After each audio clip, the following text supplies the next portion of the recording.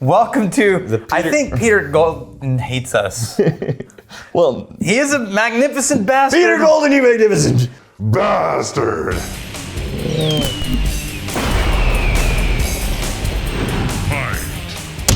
Now, to be fair, you could have spaced these out. You didn't have to bludgeon us. I wanted to get it over with. All right. What do we?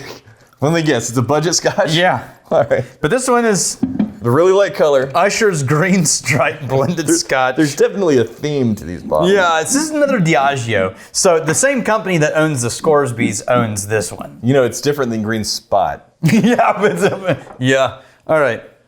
Oh, there's that earthy, this one's earthy, funky. Even more so. More of like the foot smell. Yeah. So let me say like, because there's a lot of different presentations of foot smell. I'm gonna say middle school locker room. Yeah.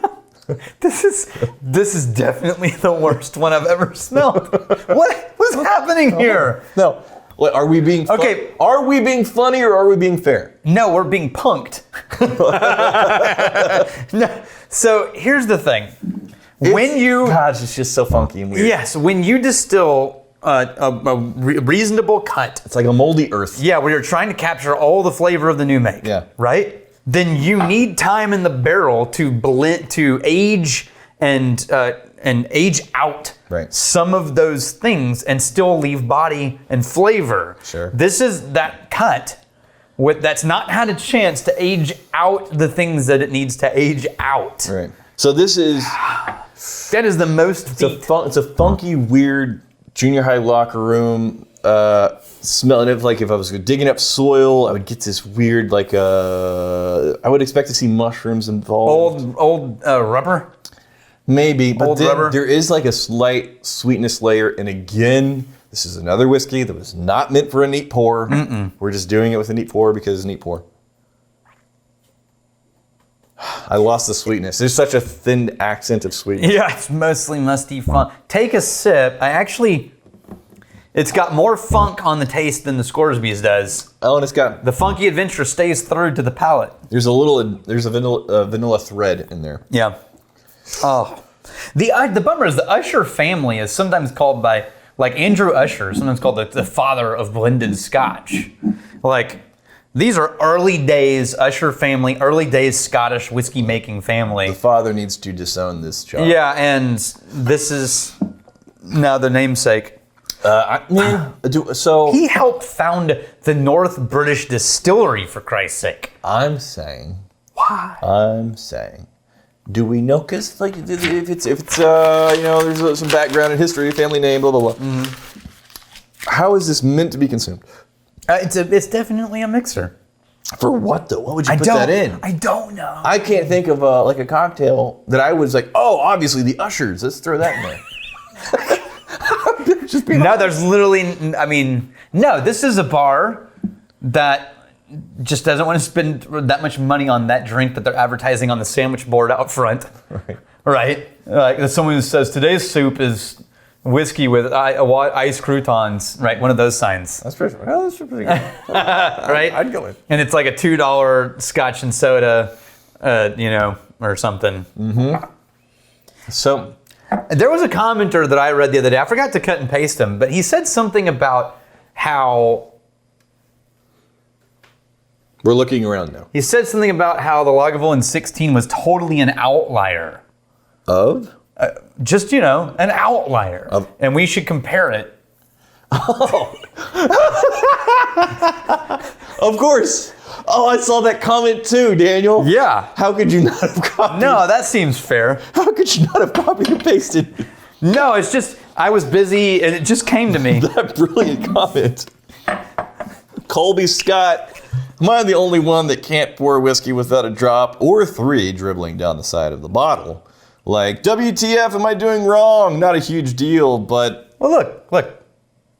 Oh, you got 1 drop? I'm just saying. 1 drop. You are not alone, sir. You are not alone. Not a huge deal, but FFS. That's like 17 cents of liquor every time I pour a glass. That's true.